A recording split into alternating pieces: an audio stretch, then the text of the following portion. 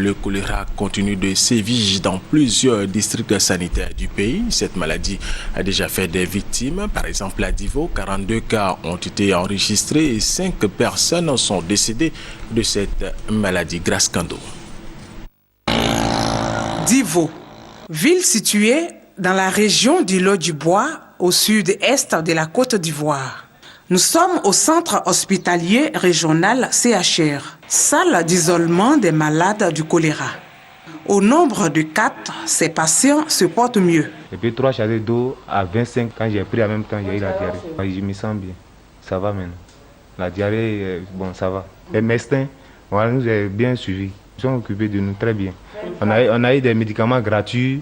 Nous sommes allés à la fête le samedi, je suis partie. Maintenant, je suis revenue le dimanche. Maintenant, c'est dimanche que ça a commencé. Normalement, les gens, c'était diarrhée comme ça. Donc, c'est vendredi, mon père est venu à l'hôpital ici. Ils ont dit que c'est choléra. Je me sens bien. C'est une épidémie de choléra qui sévit dans le département de Divo depuis plus de 2 semaines. L'épidémie a commencé le 22 décembre. Jusqu'à hier, 9 janvier, nous avons enregistré 42 cas. Il faut savoir que sur ces 42 cas, on a eu 5 décès. Mais du 22 décembre au 27 décembre, c'est là que nous avons enregistré ces 5 décès.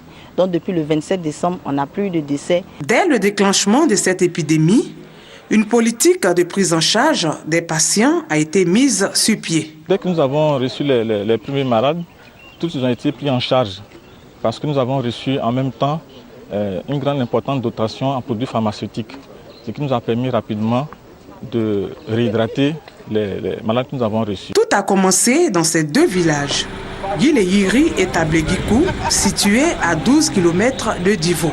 J'ai reçu un cas de diarrhée vomissement. Même jour encore, j'ai reçu un deuxième. Donc tout de suite, ça a attiré mon attention et j'ai informé le district. Et immédiatement sur le district aussi, en tout cas s'est dépêché, envoyé une équipe sur place pour venir voir effectivement ce qui se passe. Et lorsqu'ils sont venus, vraiment, les cas ont commencé à se multiplier. On ne sait pas d'où la maladie vient. Une année, il y a les moutons du village, des villages qui sont morts, sauf les poulets qui ne sont pas morts. On boit l'eau du château, mais il y a certaines personnes incontrôlées qui boivent l'eau de marigot ou bien de puits. Donc on ne peut pas dire effectivement tout le monde boit l'eau du château. Parce que si tu n'as pas les moyens pour aller payer de l'eau, tu es obligé d'aller prendre l'eau de puits ou bien de marigot. Pour freiner l'avancée de cette épidémie, les autorités préfectorales ont pris des mesures urgentes. Dans l'immédiat, nous avons pris des mesures telles que demander à tous les malades de se rendre au centre de santé et au CHR pour une prise en charge gratuite. La mesure urgente que nous avons prise, c'était de fermer tous les puits qui étaient incriminés. Malheureusement, aujourd'hui, se pose un problème de moyens financiers pour du carburant, pour qu'on puisse aller fermer les 24 trous. Aujourd'hui, notre problème, c'est de faire en sorte de prendre des mesures à court terme. Donc il faut que nous puissions créer dans ces quartiers de bonnes fontaines. À cela s'ajoutent des actions préventives menées sur le terrain, à savoir la sensibilisation des populations aux mesures d'hygiène, la désinfection des ménages et la gratuité de l'approvisionnement en eau potable.